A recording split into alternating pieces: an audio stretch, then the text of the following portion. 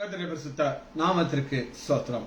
இன்னைக்கு நம்ம பிலிப்பியர் 1வது அதிகாரம் 12வது வசனம் 3வது பாட்டு தேர்ட் பாட்டை தியானிக்க இருக்கிறோம். ஜெபத்தோடு இந்த செய்திக்குள்ளே கடந்து செல்லும். தானை நான் மைகள் எனக்கு செய்தீர் யா பாடி நன்றி சொல்வேன், நான் எப்படி நன்றி சொல்வேன். நன்றி ராஜா, நன்றி ராஜா, நன்றி ராஜா, இயேசு ராஜா, நன்றி ராஜா, நன்றி ராஜா, நன்றி ராஜா, இயேசு ராஜா. தாழ்மையில் இருந்தேன், தயவாய் நினைத்தீர், தேவனே உம்மை துதிப்பேன். தாழ்மையில் இருந்தேன், தயவாய் நினைத்தீர், தேவனே உம்மை துதிப்பேன். ஐயா, தேவனே உம்மை துதிப்பேன். O babara, o babara, o babarara, o parava, o barabara, o barabara, barabara. பலவின என்று தாலி விடாமல் பலத்தால் இடைக்கட்டினீர். பலவினன் என்று தாலி விடாமல் பலத்தால் இடைக்கட்டினீர். ஐயா, பலத்தால் இடைக்கட்டினீர். அம்மாமாரா, அம்மாமாரா, அம்மாமாரா, அகரக அகரகர அகரகரகரகரகரா. பாவத்தினாலே மாறித்து போயிருந்தேன், கிருபையால் ரட்சித்தீரே. பாவத்தினாலே மாறித்து போயிருந்தேன், கிருபையால் ரட்சித்தீரே. ஐயா, கிருபையால் ரட்சித்தீரே. தானே நான் மைகள் எனக்கு செய்தீர், பாடி நன்றி சொல்வேன், நான் பாடி நன்றி சொல்வேன். பாவங்கள் போக்கி சாபங்கள் நீக்கி பூரண சுகமாக்கினீர். பாவங்கள் போக்கி சாபங்கள் நீக்கி பூரண சுகமாக்கினீர். ஐயா, பூரண சுகமாக்கினீர். உம்மாரா, உம்மாரா, உரி மாரா, கரக கரகர கரகரகரகரகரா. முள்முடி தாங்கி திரு ரத்தம் சிந்தி சாத்தானே ஜெயித்து விட்டேன். முள்முடி தாங்கி திரு ரத்தம் சிந்தி சாத்தானை ஜெயித்து விட்டீர். யா, சாத்தானை ஜெயித்து விட்டீர். அபோராபா, அபோராபா, அபோராபரா, ஹபரப அபரபரா, கபகரரரரரரா. நீ செய்த அதிசயம் 1000 உண்டு, விவரிக்க முடியாதையா. நீ செய்த அதிசயம் 1000 உண்டு, விவரிக்க முடியாதையா. ஐயா, விவரிக்க முடியாதையா. லோபாராபா, லோபாராபா, லோபாராபரா, லோபாராபா, லோபாராபரா, லுக மகனர மகனரா. எனக்காக மாறித்தீர், எனக்காக உயிர்த்தீர், எனக்காய் மீண்டும் வருவீர். எனக்காக மாறித்தீர், எனக்காக உயிர்த்தீர், எனக்காய் மீண்டும் வருவீர். ஐயா, எனக்காய் மீண்டும் வருவீர். இயேசுவின் நாமத்தினாலே ஜெபங்கள் பிதாவே, ஆமென். கர்த்தருடைய பரிசுத்த நாமத்திற்கு ஸ்தோத்திரம். Leela praise the Lord, Nagarathnam Ammal praise the Lord, Kavitha sister praise the Lord, Arockiaraj brother praise the Lord, Selvi teacher praise the Lord. இன்னைக்கு 3வது செக்ஷன், பிலிப்பியர் 1வது அதிகாரம் 12வது தேர்ட் செக்ஷன். சகோதரரே, எனக்கு சம்பவித்தவைகள் சுவிசேஷம் பிரபலமாகும்படிக்கு எதுவா என்று நீங்கள் அறியவன். நேற்று உங்களுக்கு நான் சங்கிலியை குறித்து சொன்னேன், டீட்டெயிலாக பார்த்தோம். சங்கிலி என்ன செய்தது? இப்ப சங்கிலி என்ன செய்தது அப்படின்னு கேட்டீங்கன்னா, பிரபலம் ஆகும்படிக்கு. இந்த பிரபலங்கிறதுக்கு தமிழ்ல பிரபலம்னு இருக்குது. அவர் ரொம்ப ஃபேமஸா இருக்காரு, அவர் பிரபலமான நபர்னு சொல்லுவாங்க, ஒரு நடிகர். அந்த காலத்துல பிரபலமான, இப்ப சும்மா உட்காந்து இருக்காரு. ஆனா இது அப்படி கிடையாது.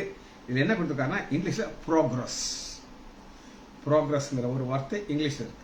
ஸோ அதனால அந்த இங்கிலீஷ் வார்த்தையை நம்ம இன்னைக்கு தியானிக்கிறோம். ப்ரோக்ரஸ்ங்கிறது என்ன அப்படின்னு கேட்டீங்கன்னா, நத்தை, ஆமை, இந்த 2 கிரிச்சர்ஸ் அந்த நத்தைய மாதிரி நடக்கிற, ஏன்டா ஆமையை போல நடக்கிறேன்னு சொல்லுவாங்க. ஸ்லோவா, நான் இதோட ஸ்லோவா போக முடியாது. ஆனா செங்கிலி என்ன செய்ததுன்னா, ஒரு சூப்பர் ஸ்பீட்ல போகுது. அந்த சூப்பர் ஸ்பீடுங்கிறதுக்கு ஒரு கிரேக்க வார்த்தை சொல்றேன், எழுதிக்கோங்க. MELLON, மெலோன். மெலோன்னா கிரேட்டர் ஸ்பீட். அந்த கிரேட்டர் ஸ்பீட்ல போறதற்கு ஆண்டவர் சூழ்நிலையை எப்படி வைத்திருந்தார் பவுலுக்கு அப்படின்னு கேட்டீங்கன்னா, 2 கொரிந்தியர் எடுத்துக்கொள்ளுங்க. இதுதான் அவருடைய நிலைமை. 2 கொரிந்தியர் 12வது அதிகாரம் 9வது வசனம்.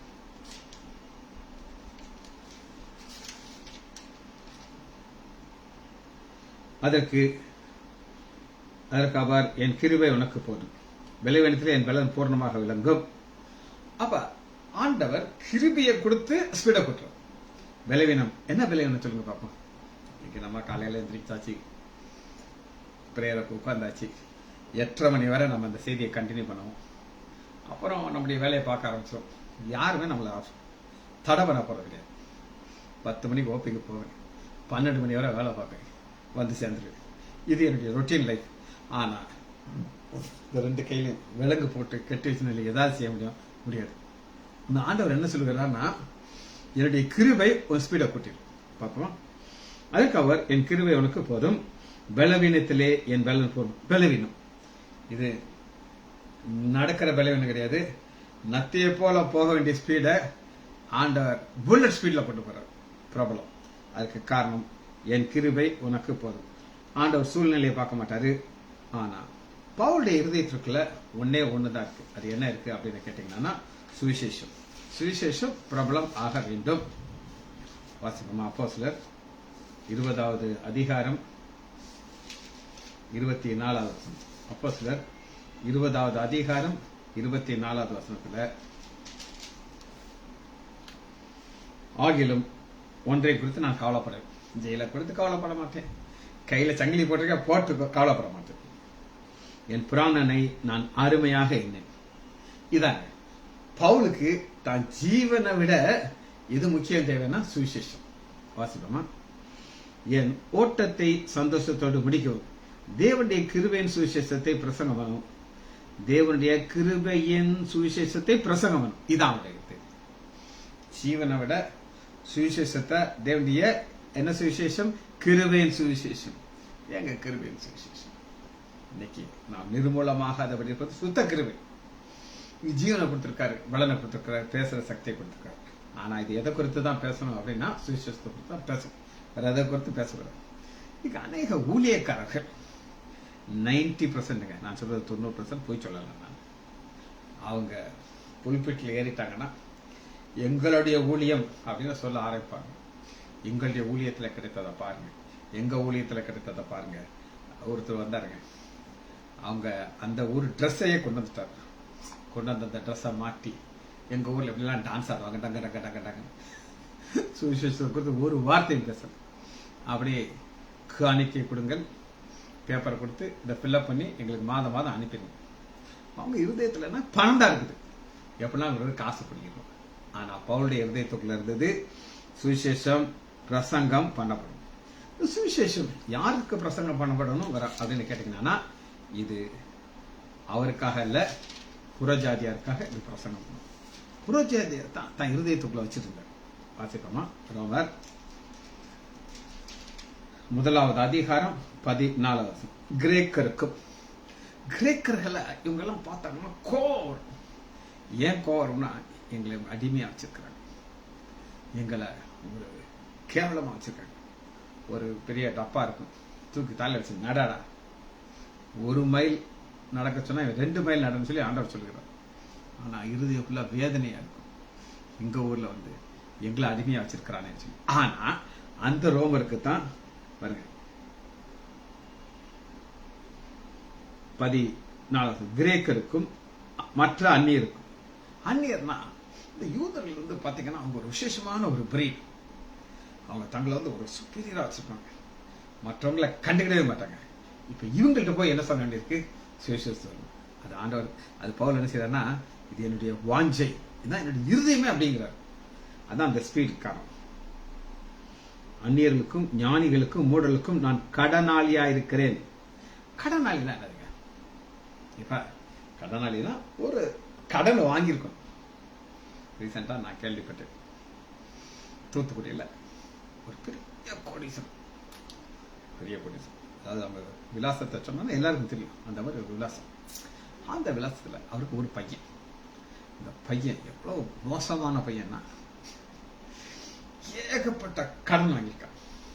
வாங்கி வாங்கி வாங்கி அவங்களுக்கு ஒரு பெரிய பெட்ரோல் பங்கு, அது மேலேயே கடன். அவர் ஒரு காதல் கல்யாணம் செஞ்சாராம். இந்த தம்பி தூத்துக்குடிக்கார் யாரை கல்யாணம் லவ் பண்ணார்னா ஒரு நார்த் இந்தியன் பொண்ணு. கொஞ்சம் கேவலம் என்னன்னா, அந்த பொண்ணுக்கு ஏற்கனவே கல்யாணம் ஆகி ஒரு பிள்ளை இருக்கு. அந்த பிள்ளைய காதலிச்சு கல்யாணம் கேட்டு மகளை இல்லை அம்மாவை கோடி கோடி கோடி கடன். இப்போ அவங்க பெட்ரோல் பங்க விற்கிற அளவுக்கு வந்துருச்சு. இதெல்லாம் எனக்கு எப்படி தெரியும் அப்படின்னு கேட்டிங்கன்னா, தூத்துக்குடியிலேயே மக இருக்கா, நியூஸ் வந்துக்கிட்டே இருக்கு. அப்போ இதுக்காக நான் சொல்கிறேன் அப்படின்னு கேட்டிங்கன்னா, மக்கள் தங்களுடைய பணத்தை இழக்கிறாங்க, காரணம் ஒரு பெண்ணுக்காக. ஆனால் பவுல் சொல்லுகிறாரு, நான் கடனாளிங்கிறார். அந்த ஆளு வாங்கின கோடிக்கணக்கான கடன் அவருடைய வாழ்க்கைக்காக. ஆனால் பவுல் என்ன சொல்றாருன்னா, ஐயா இந்த ரோமாபுரிக்கு ஆண்டவர் கொண்டு வந்துட்டார். நான் சுவிசேஷம் சொல்லி ஒரு சிலர் ஆண்டவருக்குள்ள ஆதாயப்படுத்தலைன்னா ஆண்டவர்கிட்ட கணக்கு கேட்பாரு. ஐயா எங்கிட்ட கணக்கு கேட்பாரு. அதுதான் கடனாளிங்கிறார். இவர் யார்கிட்ட போய் கடன் வாங்கினார்னு நீங்க நினைச்சதாதீங்க. ரோமர் 1:14 நான் கடனாளியா இருக்கணும். கடன் எல்லாம் பவுல் வாங்கல. கடனாளினா இங்க நான் சுவிசேஷம் அறிவிக்கணும். சரி, 16 உங்களுக்கு காட்டுறேன். ரோமர் 1:16 கிறிஸ்துவின் சுவிசேஷத்தை குறித்து நான் வெட்கப்படேன். நமக்கு அநேக நேரம் வெட்கம் வந்து எப்படி நம்ம சுவிசேஷத்தை சொல்றது அப்படின்னு சொல்லணும். சொல்ல வந்து நம்முடைய கடமை. முன்பு யூதரிலும் பின்பு கிரேக்கரிலும் விசுவாசிக்கிற நேவனும் அது ரட்சிப்படும் தேவ பலன். தேவன் கொடுக்கிற ஒரு ஆசீர்வாதம் பலனுங்க. நீங்க யாரையாவது சுவிசேஷத்தை சொல்லி ஆண்டவர்களை வழி நடத்தி அவங்களை ஆண்டவர்களை கொண்டு வந்துட்டீங்கன்னா உங்களுக்கு கிடைக்கிற சந்தோஷத்துக்கு அளவே இல்லை. சரி, இப்ப பவுலுடைய இருதயத்தை நான் உங்களுக்கு காட்டுறேன். இருதயம், அந்த இருதயத்துக்குள்ள என்ன உட்கார்ந்து இருக்குது அப்படின்னு கேட்டீங்கன்னா, சுவிசேஷம் உட்கார்ந்து இருக்குது. 1 கொரிந்தியர் 9:16 9:16. இப்ப நான் உங்களுக்கு சொல்றது என்ன அப்படின்னு கேட்டீங்கன்னா, ஸ்பீட், பிரபலம்ங்கிற ஒரு வார்த்தையை நான் விளக்கிக்கிட்டு இருக்கேன். இங்கிலீஷ்ல அது ஸ்பீடுன்னு இருக்கு. இங்கிலீஷ் பைபிள் வச்சிருந்தீங்கன்னா தெரியும், கிரேட்டர் ஸ்பீட் அப்படின்னு இருக்கு. தமிழ் பைபிள்ல பிரபலம்னு இருக்குது. டிரான்ஸ்லேஷன் கொஞ்சம் மாறுதல் இருக்கத்தான் செய்யும். பவுல் எதனால இந்த ஸ்பீடு கொண்டு வந்துருச்சாரு அப்படின்னு கேட்டீங்கன்னா, அது இருக்கிற சூழ்நிலை கிடையாது. கையில இருக்கிற விலங்கு அது என்ன செய்தது அப்படின்னு கேட்டீங்கன்னா, 1 கொரிந்தியர் 9:16 சுவிசேஷத்தை நான் பிரசங்கித்து வந்தும் மேன்மை பாராட்ட எனக்கு இடமில்லை. அது என்மேல் விழுந்த கடமையா இருக்குது. சுவிசேஷத்தை நான் பிரசங்கிக்காவிட்டால் எனக்கு ஐயோ. ஐயோங்கிறது வார்த்தை என்னன்னா சாபமான வார்த்தை. ஆண்டவர் இந்த ஐயோங்கிற வார்த்தையை யூஸ் பண்ணுவார். ஆனா பவுல் சொல்றாரு, சொல்லலைன்னா எனக்கு ஐயோங்கிறார். அதெல்லாம் கேட்டுக்கோங்க. ஒரு சம்பவம் ஏற்கனவே சொன்னாதான் திரும்ப நான் சொல்றேன். ஒரு தடவை இப்ப கிடையாது, நான் சொல்ல ஒரு 10 வருஷத்துக்கு 15 வருஷத்துக்கு முன்னாடி நானும் என் மனைவியும் லேக்கை சுற்றி ஒரு வாக்கிங் போயிட்டு இருக்கோம். அப்ப பைக்ல ஒரு கணவன் மனைவி புல்லட்ல போறாங்க. நான் சொன்னேன், அஜய் அந்த அம்மா எனக்கு நல்லா தெரிஞ்ச அம்மான்னு சொன்னேன். அது சொன்னா, ஐயோ உனத்தான் ஊர்ல இருக்க எல்லா பிள்ளையும் தான் தெரியும் உனக்கு அப்படின்னு சொன்னா. என்னை பார்த்துட்டு அந்த பைக் அப்படியே திரும்ப வந்துருச்சு. வந்து அவங்க 2 பேரும் என்னை பார்த்து வணக்கம் வச்சாங்க. அவர் யார் அப்படின்னு கேட்டீங்கன்னா, திருத்தங்கல்ல ஒரு கிறிஸ்தவர். அவருக்கு காலில் ஒரு ஃப்ராக்சர் வந்துருச்சு. ஃப்ராக்சர் வந்து முந்தி நான் தான் செய்தி சொல்வேன். இப்ப எல்லா மக்கள் வந்துட்டாங்க. அந்த ஸ்டேஜ் நான் 365 நான் தான் மெசேஜ் கொடுத்துட்டு இருப்பேன். அப்ப அவருக்கு காலில் பிளாஸ்டர் போட்டு ஃபர்ஸ்ட் ஃப்ளோர்ல இருக்காரு. இந்த செய்தியை கேட்கறதுக்கு கரெக்டா ஒரு 6:45 நடக்க முடியாது. தவந்து வந்து அந்த படிக்கட்டில் உட்காந்துருவார். உட்காந்து இந்த செய்தியை கேட்பார். கேட்டுட்டு திரும்ப அங்கே போய் உட்காந்துருவார். ஒரு நாள் ரவுண்ட்ஸ் வரும்போது எங்கிட்ட கேட்குறாரு, சார் எப்படி சார் உங்களால் 375 நாள் கரெக்டா 6:45 வந்து இந்த செய்தியை சொல்ல முடியுது அப்படின்னு என்கிட்ட கேட்டார். நான் சொன்னேன், இனி ஆண்டவர் இந்த குடும்பத்தை வச்சு ஒரு டாக்டர் ஆக்கி ஒரு உயர்ந்த இடத்துல வச்சு நான் சொல்லலைன்னா நான் ஆண்டவருக்கு முன்னாடி கணக்கு கொடுக்கணும் அப்படின்னு சொன்னேன். அப்புறம் ஒரு சில நாள் கழிச்சு 2 பேரும் வர்றாங்க. அவர் என்கிட்ட சொல்றாரு, சார் ஆண்டவர் எங்களுக்கு ஒரு ஊழியம் கொடுத்துருக்காரு சார். அதுக்கு பேர் பரலோக தேவனின் ஊழியம். அப்பா எனக்கு பயமாயி போச்சு பாருங்க. நான் ஒரு வார்த்தையை சொல்றேன். ஒரு மாசம் அந்த வார்த்தைகளை கேட்டு கேட்டு கேட்டு ஆண்டவர் அவருக்கு ஒரு ஊழியத்தை கொடுத்தார். பரலோக தேவனுடைய ஊழியம். எதுக்காக சொன்னேன்னா, நான் இந்த வார்த்தையை சொல்லணும்னா எனக்கு ஐயோ, அது எனக்கு தெரியும். ரைட். பவுலுடைய ஸ்பீடுக்கு இது ஒரு காரணம். 3வது வசனத்தை நான் வாசிக்கிறேன். 1 கொரிந்தியர் 9:23. சுவிசேஷத்துக்கு நான் உடன் பங்காளியாக இருக்கும்படி, அது உடன் பங்காளிங்கிறது ரொம்ப ரொம்ப முக்கியமான வார்த்தை. பங்காளினா என்ன சொல்லுங்க பார்ப்போம். சொத்துல உரிமை இருக்கதான் பங்காளி. ஏன் பங்காளிங்க அப்படின்னா அந்த குடும்பத்துல நானும் அவரும் ஒரு ஆளு. அப்ப பங்காளினா எனக்கு அங்க உரிமை இருக்கு. சுவிசேஷத்துக்கு எனக்கு உரிமை இருக்கு. என்ன ஒரு அருமையான வார்த்தை பாருங்க. சொத்துக்கு அடிதடி போடுறதுக்கு அநேகம் இருக்காங்க, ஆனா இப்படி கிடையாது. ஆனா பவுலையும் சுவிசேஷத்தையும் பிரிக்க முடியாது. காரணம், சங்கிலியை போட்டு ஆண்டவர் வச்சிருக்கிறார். பவுல் வந்தது நோக்கம் என்ன? வேஸ்ட் பண்றதுக்காக கிடையாது. பவுலுடைய இருதயத்துக்குள்ள எந்த அளவுக்கு ஆண்டவர் இருக்கிறார் அப்படின்னு கேட்டீங்கன்னா, பிலிப்பியர் 1வது அதிகாரம் 21. இதுதான் பவுலுடைய டெப்த். பவுலை குறித்த ஆழமான காரியம். கிறிஸ்து எனக்கு ஜீவன், சாவு எனக்கு ஆதாரம். ஒரு அண்ணே இதை எழுதிப்பட்டார். எங்க ரெஸ்ட் ரூம், பழைய ரெஸ்ட் ரூம் இப்ப எல்லாம் உறைஞ்சிச்சு. அப்ப நாங்கெல்லாம் ஆர்த்தோ சர்ஜரி பண்ணும்போது ஒன்னா உட்காந்து செஞ்சுட்டு இருக்கோம்.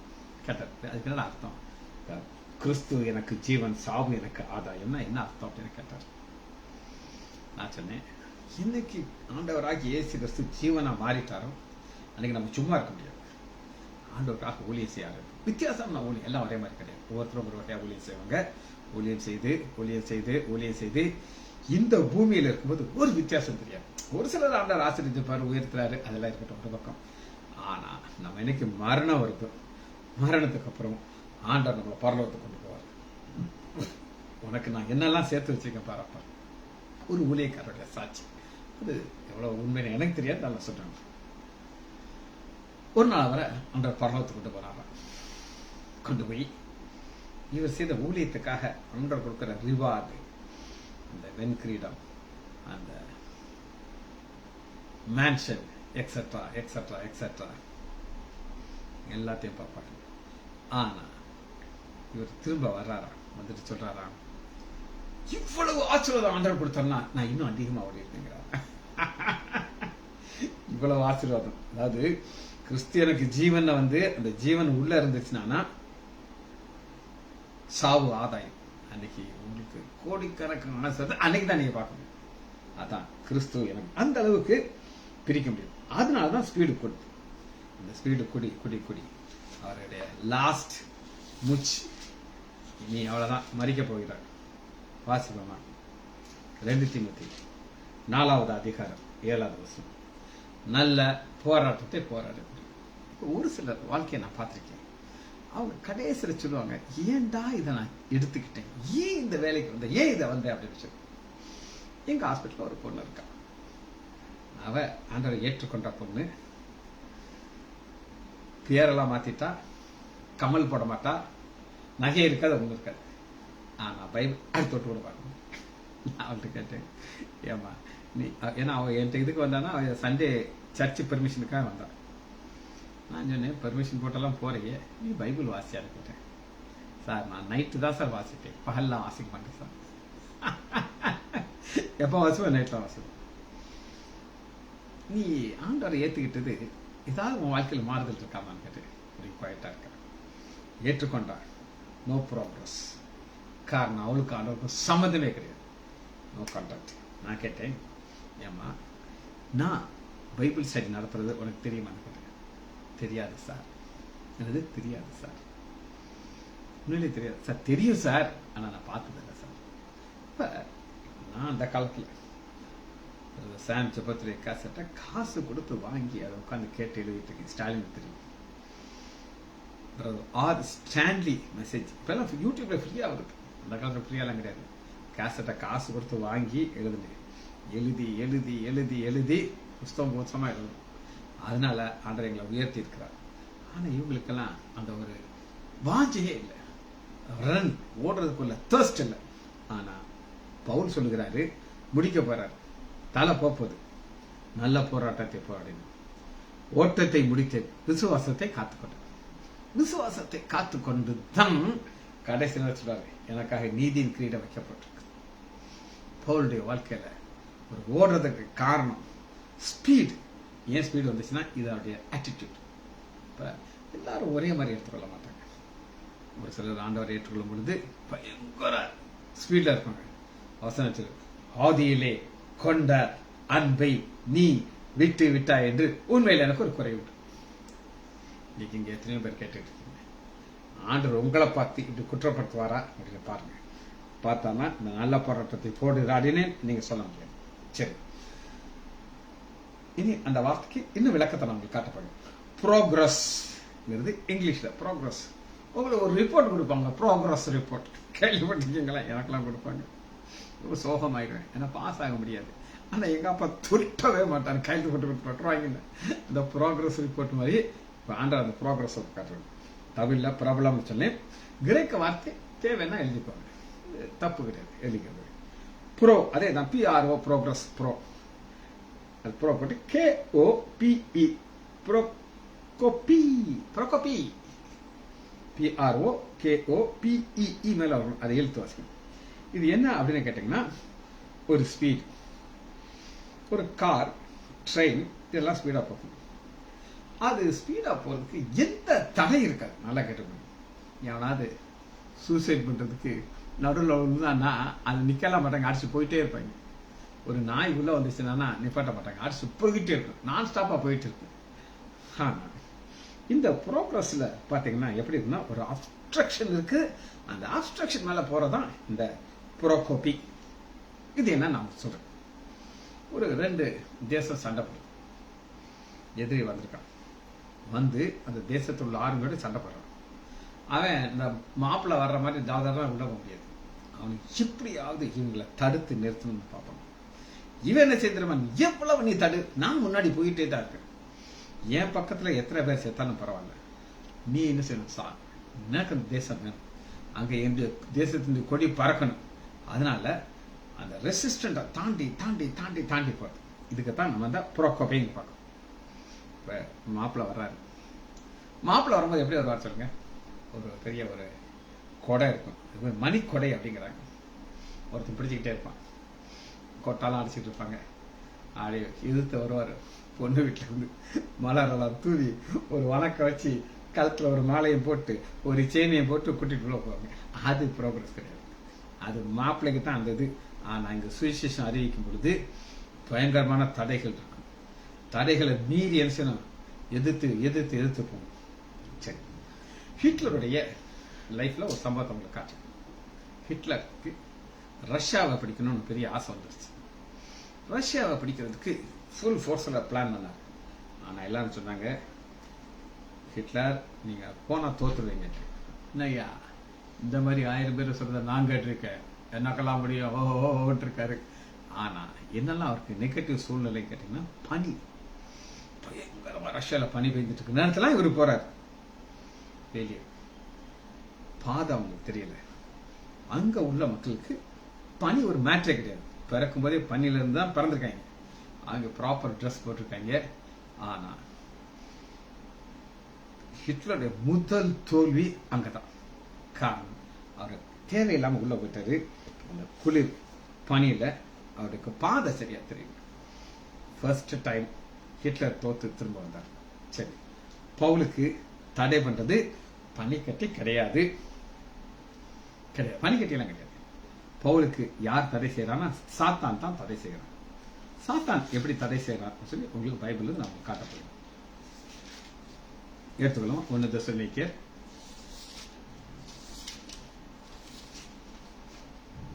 2வது அதிகாரம் 18வது வசனம். தடை பண்றது யார்? பவுல் போயிட்டு இருக்காரு, ப்ராக்ரஸ் போயிட்டே இருக்காரு, ஃபுல் ஸ்பீட்ல போயிட்டு இருக்காரு. ஆனா தடை செய்யறது யார்? 1 தெசலோனிக்கேயர் 2வது அதிகாரம் 12. ஆகையால் நாங்கள் உங்களிடத்திலே வர 2 தரம் மனதாயிருந்தோம். பவுலாகிய நானே வர மனதாயிருந்தேன், சாத்தானோ எங்களை தடை பண்ணினான். தடை பண்றோம் உடமாட்டோம். நான் சொன்னேன் பாத்தீங்களா, வீட்டாரே சத்ரு. ஒரு தடை இருக்கும், ஆனாலும் நம்ம முன்னாடி என்ன செய்யணும், போயிட்டே இருக்கும். இங்க தடைய பவுல் ஜெயிச்சிட்டார். எப்படி தெரியும் உங்களுக்கு? அடுத்த வசனம் பாருங்க. எங்களுக்கு தடை பண்றேன் பண்ணிட்டே தான் இருப்பாயா. நான் உங்களை சுவிசேஷம் சொல்லி தெசலோனிக்கே சபையை நான் ஆத்ம ஆதாயம் பண்ணிட்டேன். காரணம், எங்களுக்கு நம்பிக்கையும் சந்தோஷமும் மகிழ்ச்சியுமா கெடுப்பா இருக்குது யார்? நீங்க தாங்க அப்படிங்கிற. ஆண்டவராக இயேசு கிறிஸ்து சொல்லும்போது, நான் உங்களை எப்படி பார்க்கறேன், ஒரு கிரீடமாக பார்க்கறேன் அப்படின்னு சொல்றாரு. தடையை கொண்டு வர்றது சாத்தான், அவனுக்கு வேலை. தடை கொண்டு வரதான் அவனுக்கு வேலை. நம்ம என்ன செய்யணும், ப்ரொசீட் பண்ணி போய்கிட்டே இருக்கணும். இத பவுல் பிலிப்பியர்ல என்ன சொல்லுகிறார்னா, பிலிப்பியர் 2:10 நீதியின் கனியா இருந்தது. நீதியின் கனி. அப்ப இவங்களை எல்லாம் தடைகளை மீறி ஃபுல் ஸ்பீட்ல போய் இந்த ஆத்மாக்களை ஆதாயம் பண்றாரு. அதை எப்படி பார்க்கறது, நீதியின் கனியாக பார்க்கறது. சரி, ரெண்டாவது தடை எங்க இருந்து வரும், எப்படி வரும் அப்படின்னு நான் உங்களுக்கு காட்டுறேன். தடை உங்களுக்கு கட்டாயம் தெரியும். ரெண்டாவது தடையை பார்ப்போமா? 1 யோவான் 2வது அதிகாரம் 15வது வசனம். 1 யோவான் 2:15 உலகத்திலும் அன்பு கூறாதீர்கள். ஒரு உலகத்தில் அன்பு கூர்ந்தால் அவனுடைய பிதா அன்பு. உலகம் அப்படின்னு அவங்க இருக்குதுங்க. காஸ்மாஸ் அப்படின்னு அவங்களுக்கு சொல்லி கொடுத்துருக்கு. இது ஒரு சிஸ்டம். அந்த சிஸ்டம் என்ன சொல்லும் அப்படின்னு கேட்டீங்கன்னா, நீ என்னையா பைபிளை வாசிட்டு இருக்க, வா நம்ம சந்தோஷமா இருப்போம், ஹாப்பியா இருப்போம், உலகத்தை அனுபவிப்போம் அப்படின்னு சொல்லி அநேகர், நான் சொல்றது கொஞ்சம் பேர் அநேகர் அந்த உலகத்துக்கு பின்னாடி போயிடுறாங்க. அப்போ உலகத்தை பார்க்க ஆரம்பிச்சாச்சுன்னா ஸ்பீடு போயிடும். அவங்களுடைய நோக்கம் என்ன அப்படின்னு கேட்டீங்கன்னா, அது மேட்ரே கிடையாது. சரி, பவுல் எத்தனை வருஷம் ஜெயில இருந்தார் அப்படின்னு நீங்க கேள்வி கேட்டீங்கன்னா 2 வருஷம் இருந்தார். உங்களுக்கு எப்படி தெரியும் அப்படின்னு நீங்க கேட்டீங்கன்னா எடுத்துக்கொள்ளுமா? அப்போஸ்தலர் 24:27 இங்க பவுல் 2 வருஷமா ஜெயில இருக்கார். 24:27 அப்போஸ்தலர் 2 வருஷம் சென்ற பின்பு 2 வருஷம் உள்ளதா இருக்காரு. பாலிக்ஸ் என்பவனுக்கு பதிலாக பொற்களையோ என்ப சேதாது வந்தார். அப்பொழுது பாலிக்ஸ் யூதருக்கு தயவு செய்ய மனதாய் பவுலை காவல் வைத்துட்டு போனார். யூதருக்கு தயவு செய்த, யூதரை போய் ஜிங்சா கடிக்கிறதுக்கு பவுல் உள்ள போயிட்டான். 2 வருஷம் உள்ள இருந்தாரு. 2 வருஷத்துலயும் ஸ்பீடு கண்ணா பின்னான போய் எத்தனையோ பேரை ஆண்டவருக்கு ஆதாயம் பண்ணிட்டார். இதுக்கு காரணம் என்ன அப்படின்னு கேட்டீங்கன்னா, ஆண்டவர் பாதையை திறந்து வைக்கிறார். வாசல்களை திறக்கிறது தேவன். நீங்க சும்மா இருக்கணும்னு நான் சொல்ல மாட்டேன். அவர் திறப்பார். 1 கொரிந்தியர் 16வது அதிகாரம் 1 கொரிந்தியர் 16:9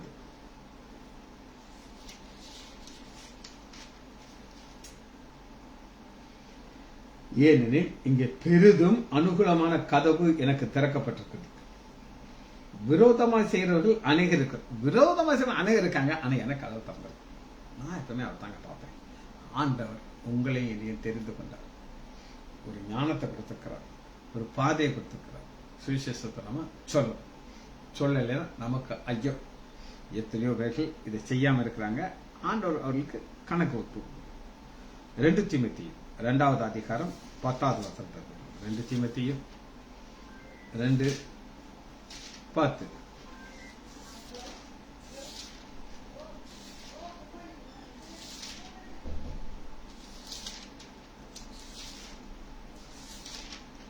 2 தீமோத்தேயு 2வது அதிகாரம் 10வது வசனம்.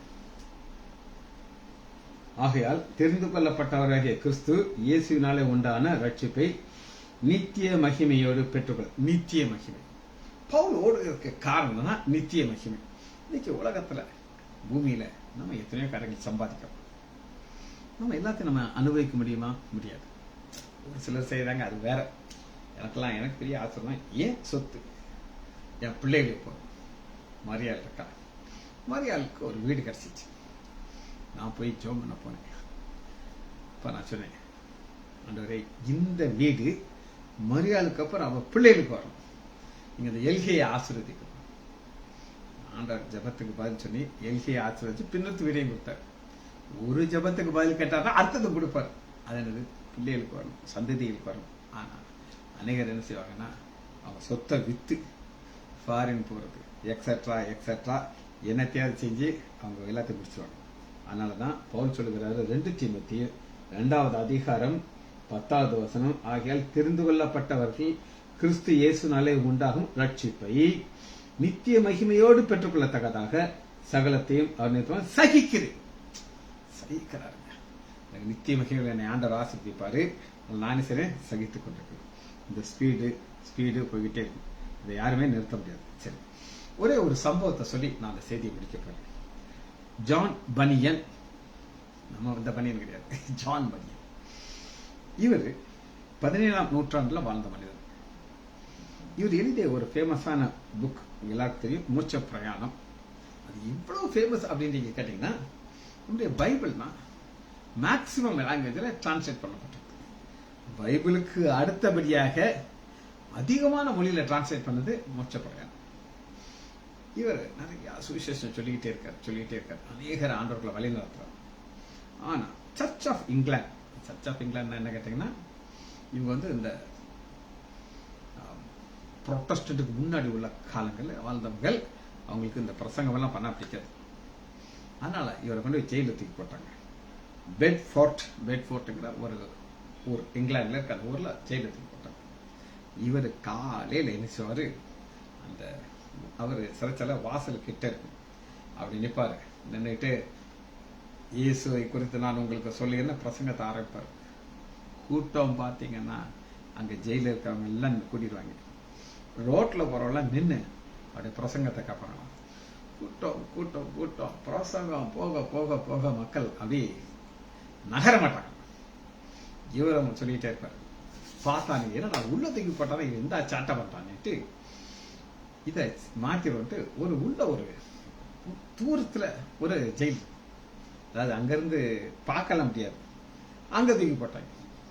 இவர் என்ன பண்ணாரு, மக்கள் வெளியில காத்திருக்காங்கன்னு நியூஸ் வந்துருச்சு. சத்தமா அவர் வாய்ஸ் ஒரு 10 டைம்ஸ் கூட்டி சத்தமா பேசுறாரு. நான் சொல்லுகிற பிரசங்கம் உங்களுக்கு கேக்குதா? கேக்குது ஐயா, கேக்குது, சொல்லுங்க. நாங்கெல்லாம் அவரோட காத்துட்டு இருக்கோம். உங்களை பார்க்க முடியல, அவங்க சத்தம் கேட்குது. சத்தமா பார்த்தாங்க. இது சரிப்பட்டது. இன்னும் எங்கேயோ உள்ளதுக்கு போட்டாங்க. சத்தமே வெளியே வர இடத்துல அங்க உட்கார்ந்து எழுத ஆரம்பிச்சாரு. அதான் மூச்ச பிரயாணம். பாருங்க, இதான் ஸ்பீடுங்க. அவருக்கு அதனால என்ன லாபம் கிடைச்சிருக்குன்னு நினைக்கிறீங்க? ஒண்ணும் கிடைச்சிருக்காது. ஆனா நித்திய மகிமையில அவருக்கு அந்த ஆளுகை ஜெபிச்சு முடிப்போமா? மகா இரக்கமும் கிருபையுள்ள பிதாவே, துதிக்கிறோம் ஐயா. ஸ்பீடு எவ்வளவு வேகமான ஸ்பீடுல பவுல் இந்த பிரசங்கத்தை பிரபலமாக்குனதுக்காக நன்றி வச்சா. எங்களுக்கும் இந்த வாஞ்சையை தாங்க, நாங்களும் ஓட வேண்டும் ஐயா. ஒரு ஸ்பீடோடு ஓட எங்களுக்கு விளைத்தாங்க. பிள்ளைகள் ஒவ்வொருவரையும் ஆண்டவர் ஆகிய இயேசு கிறிஸ்துவின் நாமத்தினாலே ஆசீர்வதிக்கிறேன். இயேசுவின் நாமத்தினாலே ஜெபங்கள் பிதாவே. ஆமேன்.